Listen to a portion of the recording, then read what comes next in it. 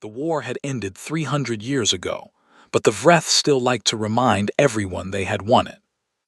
Their ambassador, a tall creature named Selkor, had 4 arms, a face like polished bone, and a voice that made every sentence sound like a verdict. He stood at the center of docking platform Aurelius, a neutral deep space station owned by no one and used by everyone, and he smiled the way rich people smile when they give someone a gift they do not actually want returned. Behind him, held in place by 6 magnetic tow cables, floated the wreck. It was enormous. That much was undeniable. The Undying Fury had once been the pride of the Solhari war fleet, a vessel so feared that 3 civilizations had signed peace treaties simply to avoid fighting it. It had the bones of something magnificent. Great curved hull plates, now blackened and split. Engine nacelles the size of apartment buildings, now fused solid. Weapon ports running the full length of its belly, now dark and cold. It had been declared irreparable after the Battle of the Shattered Reach, towed to a salvage yard, and forgotten for 2 centuries before someone in the Conclave had the idea of giving it to the humans. It was, in every technical sense, a corpse dressed in old armor. Selkor presented it with a speech that lasted 9 minutes and contained the phrase, "a gesture of great trust and brotherhood," 4 separate times. The assembled conclave delegates, Vreth, Orin, Solhari, and a dozen lesser species, watched from the upper observation ring. Some of them were polite enough to hide their amusement. Most were not. Director Orin Boss did not look amused or insulted. He looked hungry. He was a short, broad man with calloused hands and a habit of tilting his head sideways when he was solving something. He stood at the back of Earth's small delegation and said nothing during the ceremony. He did not applaud at the end. He was already doing mathematics in his head, staring at the wreck's hull geometry with the focused expression of someone who has just found a very interesting problem. Admiral Rivastran stood at the front of the delegation and accepted the gift with a calm, measured nod. She thanked the conclave in the formal language they expected, used the correct honorifics, bowed at the right moments. She was good at this, the performance of smallness. It was a skill Earth had quietly mastered in the 12 years since first contact. Appear manageable, appear grateful. Never let them see the inside of your mind. When the ceremony ended and the conclave delegates drifted toward the reception hall, Strand walked back to where Boss was standing. He had not moved. "Tell me what you see," she said quietly. He did not look away from the wreck. The hull fractures follow stress lines, not blast patterns. That means the damage came from inside, probably a cascade failure in the power coupling, not enemy fire. The structure underneath is intact. He paused. The engine core is fused, but fused means crystallized, and crystallized means the energy is still in there. Locked, not gone. Another pause longer. The weapons ports are sealed, not destroyed. There is a difference. Strand said, "Can it fly again?" Boss finally turned to look at her. His expression was the same one he wore when someone asked him if he could finish something by Friday, and the answer was yes, but it would be the most interesting Friday of everyone's life. "It cannot be repaired," he said. "It is too far gone for that, but it can be rebuilt. And while we rebuild it," he glanced back at the wreck, then at the laughing conclave delegates visible through the observation glass, "we can make some improvements." It took 3 weeks to tow the Undying Fury back to Earth. It was placed in Orbital Dock 7, a construction platform above the moon that had been used for building cargo haulers and survey vessels. The dock was not designed for a warship this size. Boss had the dock extended in 11 days. The first team to board the Fury wore full environment suits because 3 of the hull fractures went all the way through and there was no atmosphere inside. They moved through the dark interior with handheld lights, documenting everything. The alien script on the walls was translated in real time by a language program built by Earth's Xenolinguistics division. The internal layout was mapped. Every system was cataloged, functional, non-functional, and unknown. There were 47 systems in the unknown category. A Vreth technical observer named Preth had been assigned by the Conclave to monitor the project. He boarded the Fury on the 4th day, looked around for 2 hours, and filed a report that said, in the careful language of someone trying not to cause alarm. Humans appear to be conducting detailed structural analysis.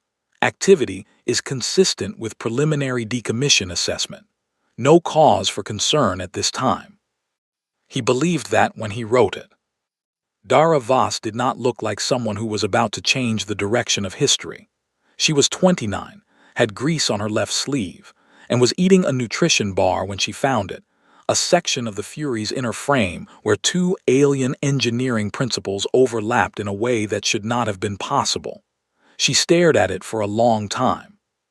Then she pulled out her communicator and sent a message to Boss that contained no words, only a photograph and a single punctuation mark, a question mark followed by an exclamation mark.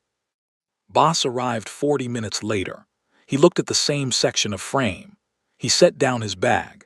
He sat on the floor of the alien warship in the dark with his light pointed at the wall, and he started to laugh, quietly, to himself. The way engineers laugh when the universe hands them something they were not expecting, and it turns out to be better than anything they could have planned. "Right," he said to no one in particular. "Let us get to work." Nobody told the conclave that Orbital Dock 7 had been working around the clock for 4 months. There was no rule that said Earth had to report its engineering hours. There was no clause in the gift treaty about disclosure of internal repair timelines. The conclave had not included such language because, when they wrote the treaty, they had not imagined there would be anything worth reporting. Preth, the Vreth observer, continued to file his weekly updates. They were polite, vague, and mildly positive in tone. He described activity levels as sustained, which was technically true. He did not describe the fact that 3 shifts were running continuously, that Earth had quietly reassigned 41 of its best engineers to the project, or that the structure of the Fury's inner hull had turned out to contain principles of load-bearing geometry that Earth's materials scientists had never encountered and immediately began arguing about, loudly, excitedly, at all hours, in a way that made Preth deeply uneasy whenever he visited the dock. The first real breakthrough came from the engine core. Every galactic engineer who had ever assessed the Fury's propulsion system had reached the same conclusion. The core was fused beyond recovery. The overload event during the Battle of the Shattered Reach had forced the drive crystal into a locked crystalline state. The energy pathways were sealed. You could not restart it. You could not extract it cleanly.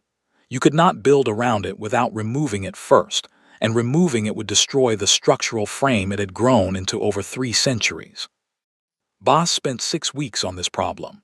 He slept 4 hours a night and ate at his desk and covered 3 whiteboards with calculations that none of his junior staff could fully follow. Then, one afternoon, he stopped writing and stared at the board for a very long time. The crystal was locked. Fine. Locked meant it had a fixed resonance frequency, and fixed resonance meant it could be used not as a drive but as a tuning anchor. If Earth built a secondary drive system that operated at a harmonic of the crystal's frequency, the 2 systems would reinforce each other rather than interfere. The fused alien core would become the foundation of a hybrid engine that had never existed before. It was, by every established principle of galactic propulsion engineering, not supposed to work. They built it anyway. The hybrid drive took 11 weeks to construct and 2 more to calibrate. When they ran the first power test, the numbers came back 34% above standard conclave military propulsion ratings. Boss looked at the readout for a long time. Then he asked his team to check the sensors 3 times before he wrote anything down. The sensors were fine. Meanwhile, Dara Voss had solved the hull. The Fury's fractures were too deep and too wide to weld shut with conventional methods. The alien hull material, a compound the Solhari called ether steel, resisted bonding agents and had a thermal expansion rate that made traditional welding unstable under combat stress. Voss spent 2 weeks reading everything Earth had on material bonding. The answer, when she found it, came from an unlikely direction. Deep space mining operations on asteroid belts used a self-reinforcing polymer lattice to stabilize cracked rock faces during drilling. The compound was cheap, flexible, and designed to grow stronger under pressure rather than weaker. She injected it into every fracture channel in the Fury's hull. When the stress simulations ran, the patched sections tested 30% stronger than the original uncracked hull material. Her team celebrated. Preth, watching from the observation platform, filed a note that said novel hull maintenance techniques observed, and stared at the simulation data for a long time afterward without writing anything else. The weapons came next, and this was where the human engineers began to genuinely enjoy themselves. The original particle lance array was intact in its housing. It simply needed recalibration and fresh power routing. That took 3 weeks. But while the weapons team was working on the particle lances, a secondary discussion started in the corner of the workshop about kinetic armaments. The galaxy had moved away from kinetic weapons 6 centuries ago. Particle beams, plasma bursts, gravity distortion. These were the weapons of advanced civilizations. Kinetic projectiles were considered slow, inefficient, and beneath serious military consideration. Earth's weapons designers had a different view. Their argument was simple. A railgun accelerating a dense metal rod to a significant fraction of the speed of light produces an impact event that no known shield geometry is optimized to intercept, because no known shield geometry was ever designed to intercept it. Everyone had stopped using kinetic weapons so long ago that the defensive systems simply did not account for them. And if you fired a particle lance first, stripping the target's shields, and then fired a kinetic round a fraction of a second later, you had a combination that no ship in the current Conclave registry was equipped to survive. They called it the handshake. The weapons team argued for 3 days about the name and then kept it. Preth requested a full technical briefing from Earth's dock administration at the end of month 5. He was given a tour, a presentation, and an excellent lunch. The tour showed him the restored particle lance array, the hull repair work, and the reconfigured power systems. It did not show him the hybrid drive test results, the railgun installation, which had been covered with equipment crates for the duration of the visit, or the secondary workshop where the new AI navigation architecture was being assembled. He left satisfied. He filed a report that said the project was progressing within expected parameters. Back in the dock, Boss pinned a single handwritten note to the wall above his workspace. It read, "They gave us a broken ship. They should have thought harder about what that meant." Nobody from the Conclave ever saw that note. The Fury's old navigation intelligence had not simply broken down. It had burned, every pathway scorched during the same cascade failure that fused the engine core. What remained in the data housing was a maze of dead circuits surrounding a set of black box memory cores that had somehow survived completely intact. 300 years of flight logs. 300 years of combat records, sensor readings, damage reports, crew communications, and tactical decisions made in the middle of battles that had reshaped entire sectors of the galaxy. Earth's AI team spent the first month trying to revive the original system. They failed completely and without ambiguity. The architecture was too foreign, the damage too deep, the operational logic too tied to hardware that no longer existed. On the 31st day, a young programmer named Fenn put down his tools, looked at the intact black box cores sitting beside the ruined navigation housing, and said, "We cannot bring back what was there. But everything it ever knew is sitting right in front of us. What if we build something new that learns from all of it?" The project that followed took 4 months. The new system was not a translation of the alien AI. It was a human-built intelligence trained on alien experience.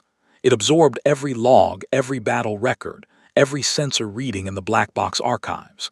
It learned the Fury's geometry instinctively, every stress point, every power flow path, every quirk in the way the old ship moved under thrust. It understood the Fury the way a person understands a place they grew up in. They named it Ward, Warfare Architecture and Response Director. Fenn chose the name and the team voted on it, and it passed 7-4, with the losing 4 maintaining until the end that it sounded too friendly for a Warship AI. Ward's first words, spoken 12 seconds after full activation, seemed to settle the argument in the minority's favor.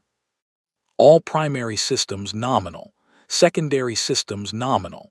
I have reviewed the tactical profiles of every vessel currently registered in the Galactic Conclave military database. I would like to note that none of them were designed to fight this ship. I find that interesting. You may find it useful. The dock went quiet. Somewhere in the back, someone started to laugh. Then everyone started to laugh. Ward did not laugh.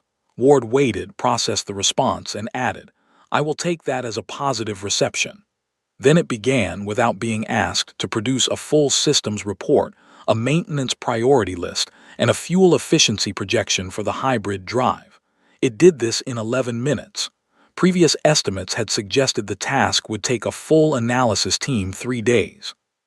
Preth was present for the activation. He stood at the back of the observation room, arms folded, and watched the Ward interface cycle through its initial outputs. He was an intelligent creature. He had been watching humanity for almost 8 months now, and he had started to feel something he was professionally trained to suppress: concern. He filed his report that evening. It was, for the first time, not vague. It said, "The human artificial navigation intelligence demonstrates capabilities that exceed any comparable system in Conclave registry. The system has independently assessed Conclave military capacity without being directed to do so. I recommend the Conclave take a more active interest in this project's trajectory." Ambassador Kaur read the report the following morning, forwarded it to his administrative secretary with the note, "Preth is overworked. Schedule him some leave," and attended a diplomatic dinner where he told a joke about human engineering that got a good response from the Sulhari table. He did not think about the report again for 6 weeks. The first full flight test of the rebuilt Fury happened on a Tuesday, which nobody planned but everyone later agreed was exactly the right day for it. Admiral Strand was on the command bridge. Boss was in the engine room, which he insisted on calling the engine room even though Ward kept gently correcting him that the correct technical designation was the Propulsion Convergence Center. Voss was at the hull monitoring station. Fenn was at the AI interface, though Ward had made clear it did not require supervision, and said so twice before Fenn sat down anyway. The Fury moved out of orbital Dock 7 and into open space under its own power for the first time in over 300 years. There was a moment, just a few seconds, as the old ship cleared the dock clamps and the hull groaned once, deep and low, like something enormous waking from a long sleep. Everyone on the bridge felt it through the floor. Nobody spoke. Then Ward said, "Hybrid drive nominal, initiating thrust sequence. Current velocity will exceed Conclave standard military propulsion benchmarks in approximately 40 seconds. I suggest everyone hold on to something, not because it will be dangerous, simply because it will be fast." It was very fast. They ran the Fury out past the orbit of Neptune, pushed the hybrid drive to 70% capacity, and watched the velocity numbers climb past anything on record. At full burn, the ship hit speeds 34% above the fastest registered Conclave warship. Ward noted this, filed it, and then noted something else. At this velocity, if a pursuing vessel attempted intercept from the nearest Conclave patrol position, the Fury would have changed location before the intercept calculation finished running. Strand stood at the viewport and watched Neptune fall behind like a dropped stone. She had commanded 3 Earth vessels in her career. None of them had ever felt like this, not like flying something, but like being inside something that wanted to move, that had been waiting to move, that had spent 3 centuries cold and still, and was now, finally, doing the thing it was built for. Ward spoke again, quietly. Structural integrity at 100%. Polymer lattice under hull stress showing reinforcement response as projected. Weapons array standing by. Should I run a targeting calibration while we are out here? The outer solar system offers several suitable test parameters. Strand smiled. "Not today." "Understood," said Ward, a brief pause. "Tomorrow." Nobody in the conclave knew any of this had happened. That suited everyone on the bridge just fine. Secrets in space are hard to keep because space is full of sensors. A Sulhari merchant vessel running a routine ore delivery route past the outer edge of Earth's solar system picked up a contact reading on its passive long-range array. The contact was large, fast, and gone in under a minute. The merchant captain logged it as an anomaly, flagged it low priority, and forgot about it until his quarterly report went to the conclave's traffic monitoring office 11 weeks later. A junior Oran analyst named Tessel, sorting through 300 pages of routine shipping data, stopped at that single entry. She looked at the recorded velocity. She looked at it again. She checked the timestamp against all registered vessels operating in that corridor. There were none. She pulled the full sensor record.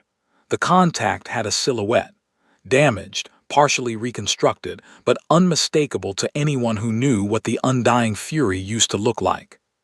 She did not forward her findings immediately. She spent 2 days cross-referencing. Earth's military budget had increased by 23% over the past year, which was publicly attributed to routine fleet expansion. Earth had filed no new vessel registrations with the Conclave Shipping Authority. Earth's docking manifest for Orbital Dock 7 had been consistently listed as Maintenance Operations Decommission Assessment for 11 months. Decommission assessments did not produce sensor contacts moving at that speed. Tessel filed an urgent classified summary to her division chief, who sent it to the Conclave Intelligence Committee, who sent it to Ambassador Corps, who called an immediate closed-door session with the Conclave Inner Circle. It was the first time in 4 years the Inner Circle had met on short notice. The Sulhari representative arrived still wearing her ceremonial sash from a separate function. The Vreth elder showed up looking annoyed.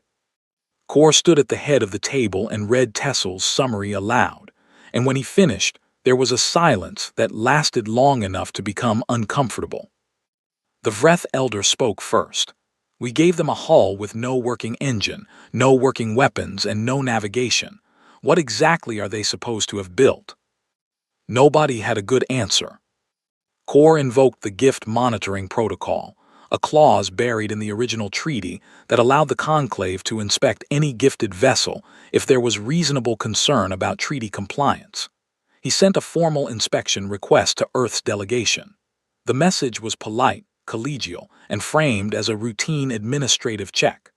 Earth's delegation responded within 4 hours, agreed without objection, and set a date 3 weeks out. Ward was informed of the inspection 31 seconds after the response was sent, because Ward monitored all official communications passing through Earth's diplomatic relay as a standard security function. Nobody had told it to do this. Nobody had told it not to. I can have all primary systems presenting within standard conclave parameters in 48 hours, Ward told Strand. The hybrid drive configuration can be masked by running a standard Sulhari propulsion profile through the external sensor output layer. The railgun installations can be enclosed within the original weapon's housing and the housing sealed. My own architecture is not detectable by conclave sensor equipment because conclave sensor equipment is not designed to detect an AI built from their own historical data using human architecture. I will simply appear to be a conventional navigation system. Strand said, "Is any of that technically a violation of the treaty?"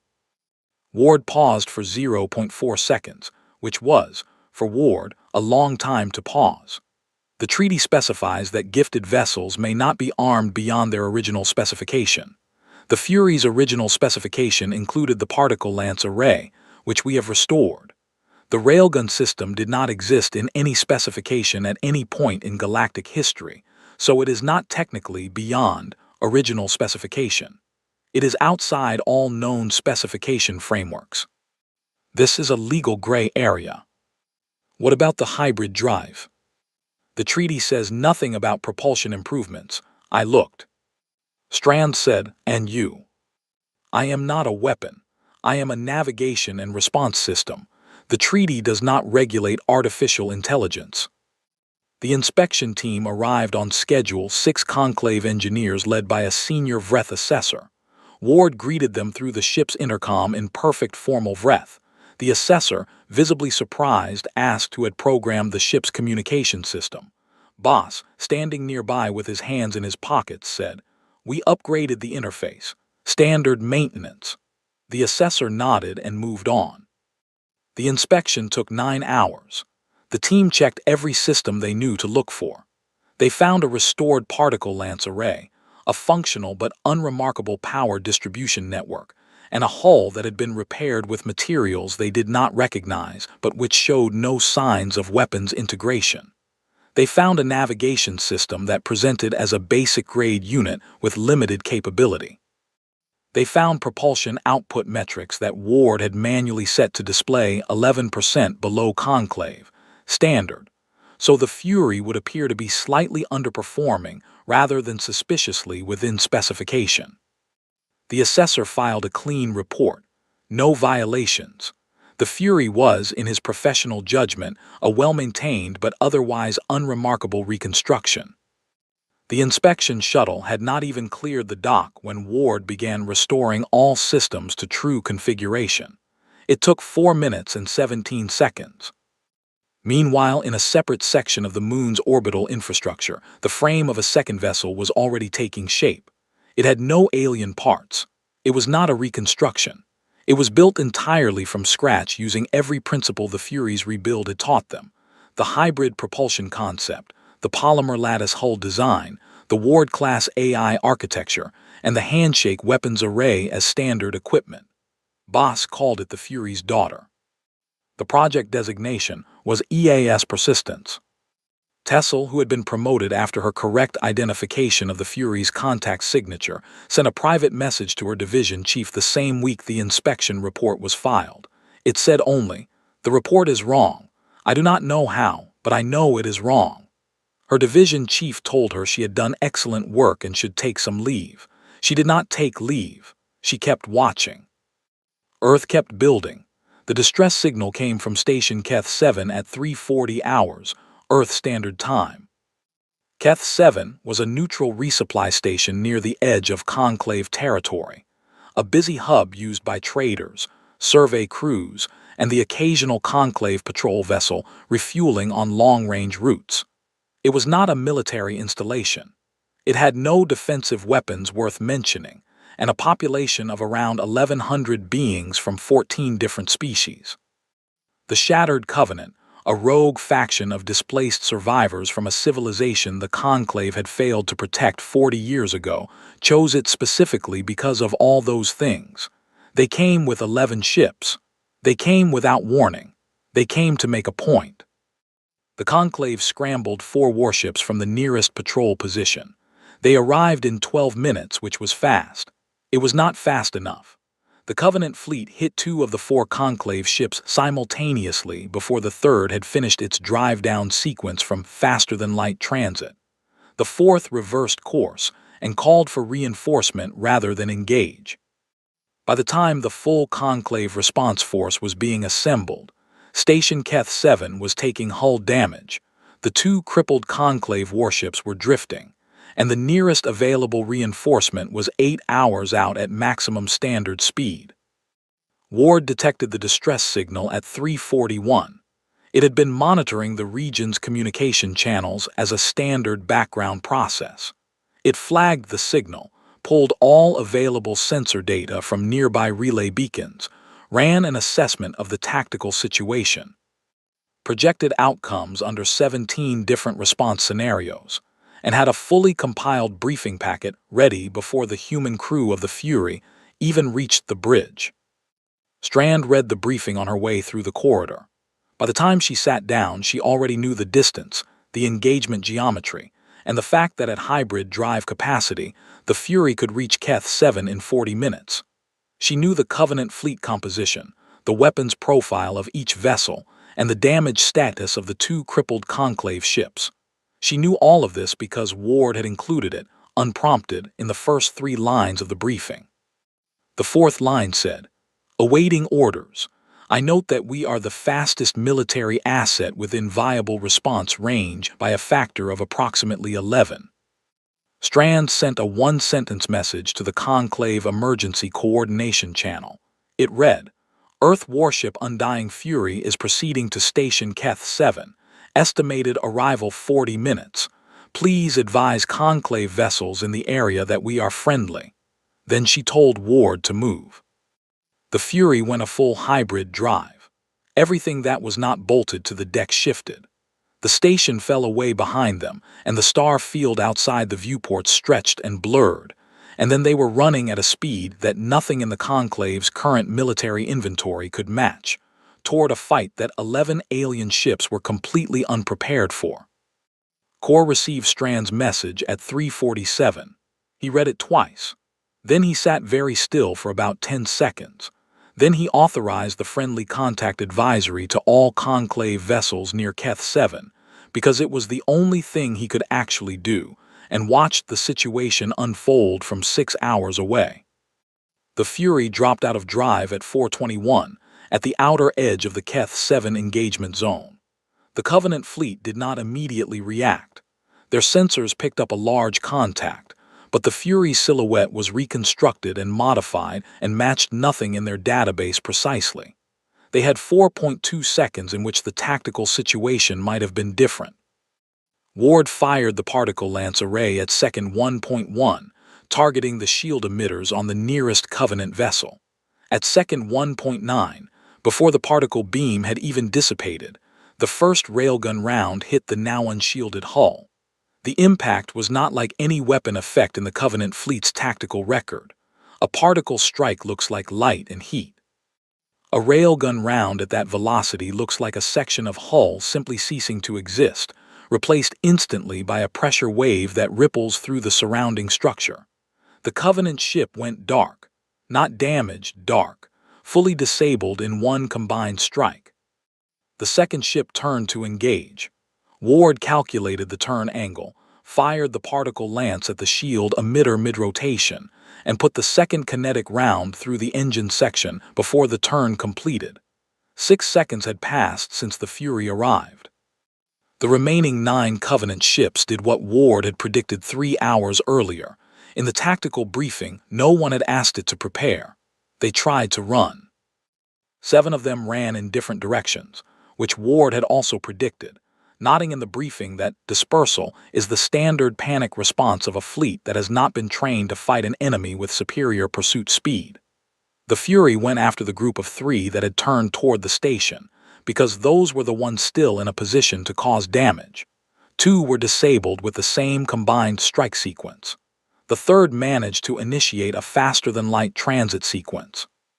Ward fired a single particle lance burst at the drive coil housing during the spin-up phase. The transit sequence collapsed. The ship tumbled out of its own drive field and sat still, venting atmosphere, going nowhere. Total time from arrival to neutralization of active threats, 14 minutes, 8 seconds. Ward then turned the Fury toward the 2 crippled Conclave warships, and began broadcasting a medical assistance offer on their standard emergency frequency, because it had noticed both ships were reporting crew casualties, and it had calculated that the nearest Conclave medical vessel was 90 minutes out. Strand stood at the viewport and looked at the debris field and the drifting ships and the station, damaged but holding pressure. She felt the floor of the Fury under her boots, solid, steady, undamaged. Not one hull breach. Not one crew injury. A Sulhari captain on one of the crippled Conclave ships transmitted a communication request. When the channel opened, he did not say anything tactical or formal. He said, in a voice that was very quiet, "What are you?" Strand thought about that for a moment. Then she said, "We are the crew of the Undying Fury. We are from Earth. You gave us this ship." The silence on the other end lasted a long time. Ward noted, in its post-engagement log, that all 6 Covenant ships that had successfully entered faster-than-light transit had done so on predictable vectors, and would be recoverable by Conclave authorities within 38 hours. It filed this as a routine addendum, listed between fuel expenditure totals and an automatic request to restock 2 railgun magazines. Then it began composing, also without being asked, a full tactical summary for the Conclave's intelligence division. It titled the document, Engagement Record Keth 7, Classification, Complete. It was the most thorough record of a military action the Conclave had received in 40 years. Ward had observed everything from every angle the entire time. It always did. The footage from Station Keth 7 took 36 hours to reach every major Conclave world. Ward had released it. Not by accident. Ward did not do things by accident. It had made a quiet determination that transparency was strategically preferable to mystery, and had released the Fury's full combat sensor record to the Conclave's public information network at 600 the following morning. The file was tagged with a simple header that said, Combat Record EAS Undying Fury Keth 7 Engagement for Public Record. No editorial comment. No explanation. Just the footage, the sensor logs, and 14 minutes and 8 seconds of the most watched military recording in the galaxy's recent history. The reaction was not uniform, which Ward had also predicted. The Orin released a formal analytical brief within 48 hours. It was dry, precise, and honest in the way only the Orin could manage when they were trying to process something they did not like. It stated that humanity had demonstrated an adaptive engineering capacity operating outside all established Conclave frameworks, and that the combination of restored alien systems with novel human technology represents a class of military capability for which no existing Conclave doctrine provides adequate response. The brief was 11 pages long. The relevant section was 3 sentences. The rest was Orin analysts being very careful not to say the word afraid. The Solhari were less careful. Their upper council met in emergency session, and the transcript, which leaked within a day, contained the phrase, "How was this permitted to happen?" 17 times, and the phrase, "What do we do now?" 6 times, with no satisfying answer attached to either. The Vreth elder who had dismissed Preth's early reports retired from his position 11 days after the Keth 7 footage was released. He did not give a reason. He did not need to. Kor called the Conclave Summit himself.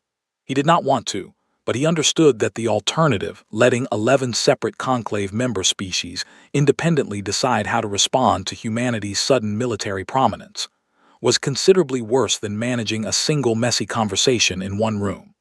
The summit invitation to Earth's delegation was phrased with more care and more genuine respect than anything Earth had received from the Conclave since first contact.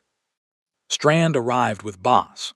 Ward joined through the station's communication system, which it had interfaced with quietly and completely within 3 minutes of their arrival, and which no one on the station's technical staff noticed until Ward introduced itself during the opening session, and several Orin delegates looked sharply at their own technicians. The Solhari representative opened with the question that everyone was actually thinking, and that no one had wanted to say first. Earth has produced a military vessel that exceeds Conclave standards in every measurable category. We would like to understand what Earth's intentions are. Boss answered before Strand could. He was not a diplomat, which was sometimes a problem and this time was not. He said, "We were given a broken ship. We fixed it. Then we improved it." Because that is the part that comes after fixing something. You look at what you have, and you ask whether it could be better. We were not building against you. We were building because building is what we do. We cannot stop in the middle of a problem just because the problem got more interesting. A Vreth Council member said, carefully, "The weapon system your vessel employs, the kinetic component, is not registered in any existing arms framework." Ward's voice came from the room's communication system, calm and level. "That is because it did not exist before we built it. I can provide the technical specifications to the Conclave's arms registry if you would like to establish a framework. I have drafted a submission document. It is quite thorough." Another silence. The Orin delegation exchanged glances that were difficult to read, and then the senior Orin representative, Tessel, who had been promoted twice since correctly identifying the Fury's sensor contact, and whose presence at this summit was considered by her peers to be well-deserved, said, "Earth, we would like to discuss a new framework, one that reflects actual conditions rather than assumptions we made when you were new to the conclave. The old framework assumed that all member species operate within a known ceiling of capability. You have made that ceiling irrelevant." Strand said, "We are open to that conversation." What followed was 3 days of negotiation that was, by diplomatic standards, remarkably straightforward. The conclave had lost its main source of leverage, the assumption of technological superiority, and had gained, unexpectedly, a member species that had just rescued a station, disabled 11 hostile ships, and then offered medical assistance to the conclave warships it had just outperformed. There was not a faction in the room with a coherent argument for treating humanity as a subordinate partner. Tessel had the arithmetic right. You did not offer condescension to someone who had just done what the Fury had done, and you especially did not do it twice.